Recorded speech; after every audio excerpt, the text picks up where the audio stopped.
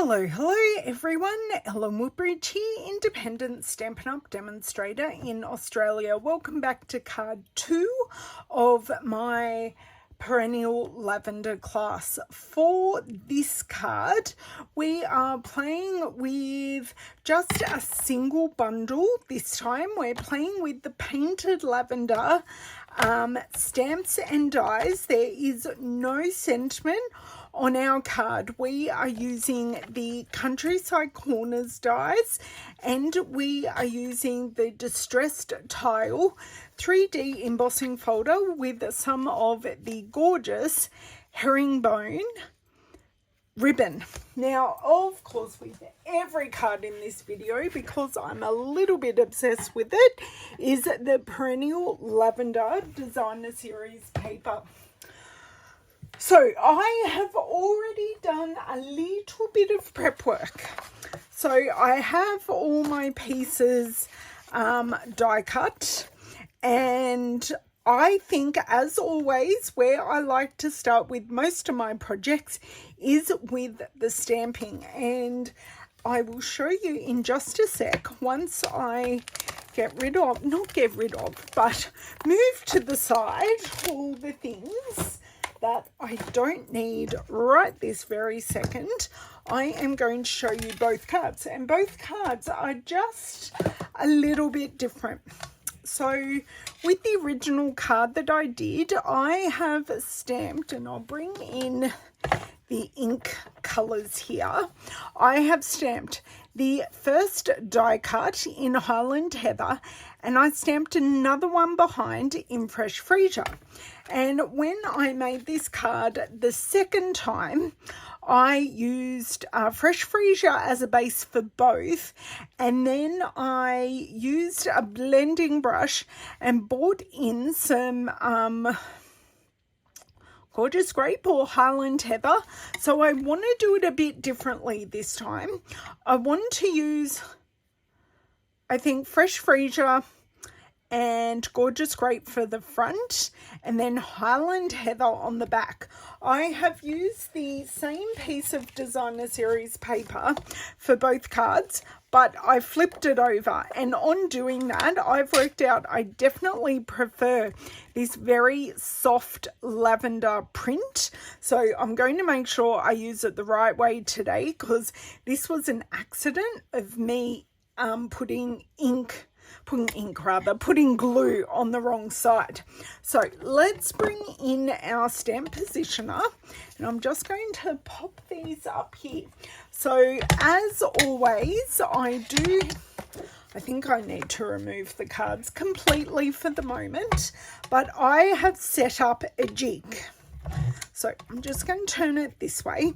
So I have used thick basic white cardstock, and I have stamped my images using the Stamparatus. I have not moved those stamps, and I've die cut them with the corresponding dies. And then I have kept my thick basic white piece, so then I can put additional die cut pieces in here and ink them up. Now, I just said I would like to use Highland Heather at the back and Fresh Freesia and Gorgeous Grape at the front. So we're going to have to do some stamp cleaning, which is fine. Maybe not really, but I'm going to stamp this whole stamp in Fresh Freesia. Okay, and then I'm going to open the Gorgeous Grape.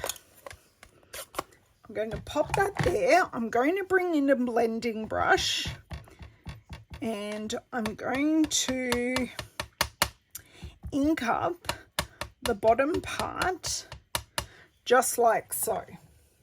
Then I am going to stamp. And if we need to do this again, we can, but I think this is going to look really, really pretty, except for the fact I did not press on this part here. I like that a lot. I really, really do like that a lot. So that is going to be our front feature layer of our flower. So I just have a microfiber cloth here that I'm just going to wipe away the excess ink. I'm going to just make sure this is right up in the corner, pop my magnet back down. I'm going to bring in our second die cut. So by using two, I'm creating a fuller bouquet. So I'm going to come in with the Highland Heather and just stamp this solidly, because this one's going to be behind. So I don't need to do any special treats. I just need to make sure at least this top half is stamped beautifully, which just missed there. There we go. So that one is done. I have those two pieces. Going to just wipe this off a little, and I'm just going to flip here, and I do have my stem stamp all ready to go. Pop the die cut in here.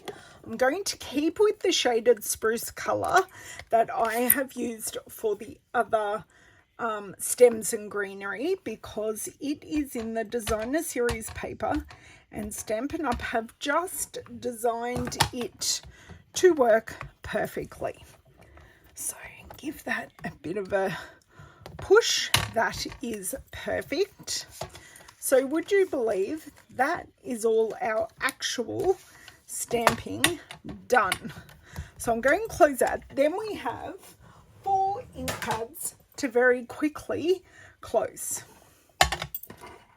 And I think next we will do our embossing. So I'm going to bring in the Stampin' Cut and Emboss machine, and we will use our Distressed Tile 3D embossing folder and give that an emboss. So if you're wondering, as you can see here, there is a little divot in the manufacturing of our cases. So I just pop the end of my scissors in that divot so I don't get inky hands, or any more inky than what I normally do when I am playing with my ink pads. So I'm done with there. I'm going to bring in our Stampin' Cut and Emboss machine.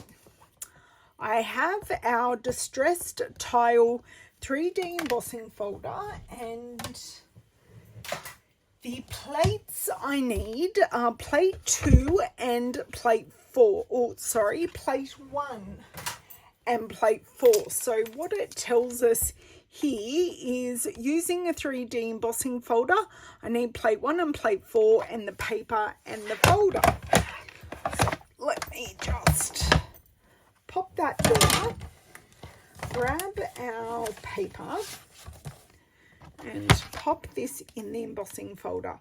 So when we feed the embossing folder, if I can open the embossing folder, just off screen struggling for a second here.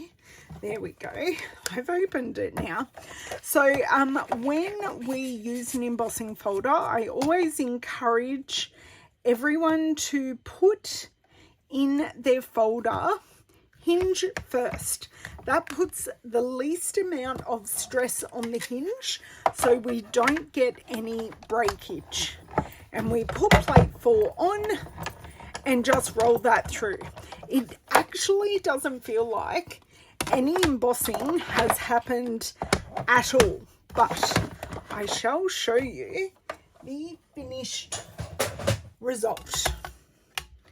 So let's just, and the paper is very much embossed in there. So this distress tile is meant to be not perfect. So it does have places that actually aren't embossed, and that's exactly how it's meant to be. So I'm going to bring back in one of the cards. So I'm going to bring in our crumb cake ink, and we are just going to lightly, with our blending brush, I'm just going to take some ink off and just lightly building up, hit those high spots and just highlight them just so they stand out a little bit more. So I always try, note the word try, to go in with a lighter hand, because I can always add more ink, but I can't take that ink away. So now I'm just going in with what's left on my desk, and I'm happy with that. I'm not hitting the center because we will be covering it with our Countryside Corners dies, or die pieces that we have already die cut out. So now basically we are up to assembly. So doing all those little bits certainly hasn't taken too long at all. So as I said, and I'm throwing bits on the floor. No, I threw it in the recycling bin. Classy. I apparently didn't want to play with that at all. And would you believe I have inverted these pieces? So we're just going to go with it. So I have totally cut these pieces wrong, but that is fine. So let's just go with some of our Tombow glue here. Having this crumb cake base will actually look really quite nice, and it'll really make this flower pop. So just a different layering, but still using all the same pieces and colors. So you can have it either or. So you can have your designer series paper as the feature, or you can have it as the bridesmaid and just peeking out. Both ways will work. So just pop this down, center it up. Okay, so I've got there.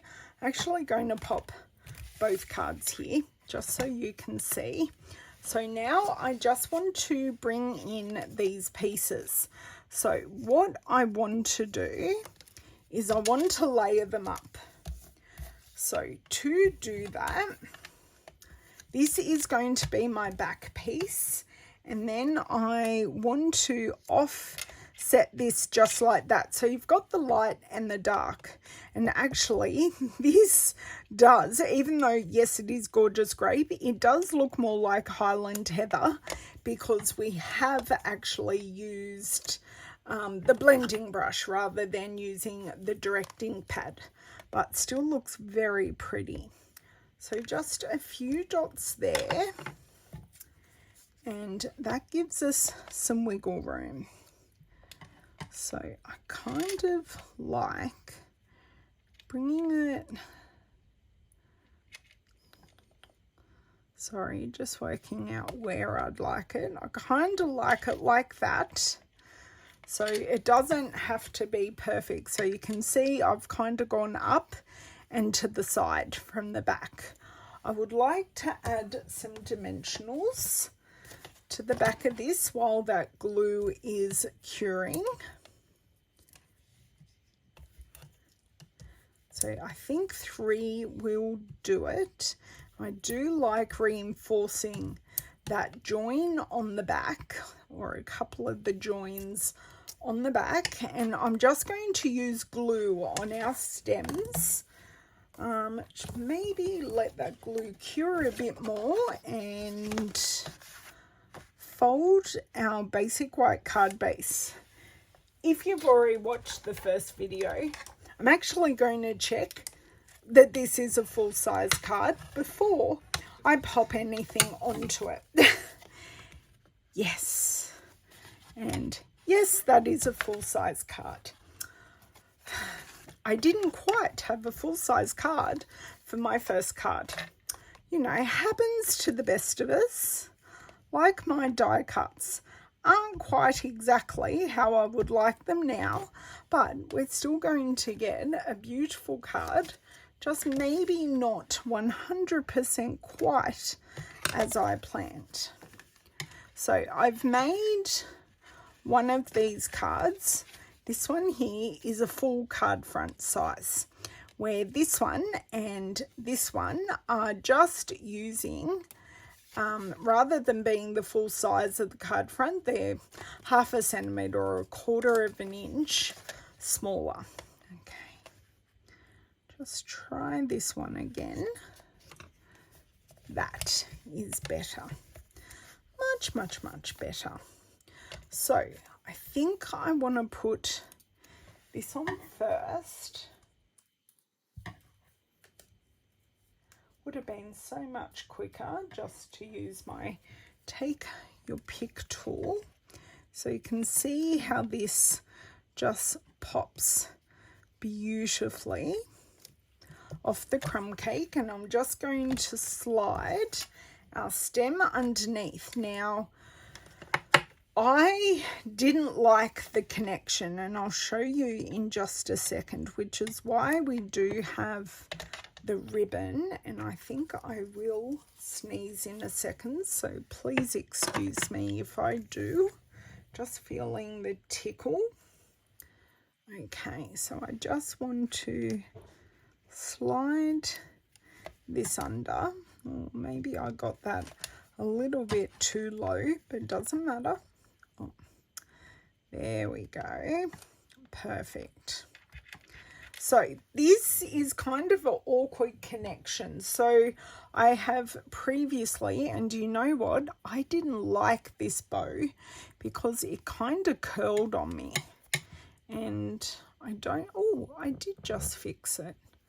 So there we go. So this is one I actually tied in class, and I kind of lost it. So a little bit before this video, I actually tied another bow. So I just tie it, and just to get it how I like it, I just do a bit of zhuzhing. So this isn't perfect. I would like it a little smaller. So I literally just go through and I pull and I tie and I pull, and it's just part of the zhuzhing that gets your bow the perfect size. So I think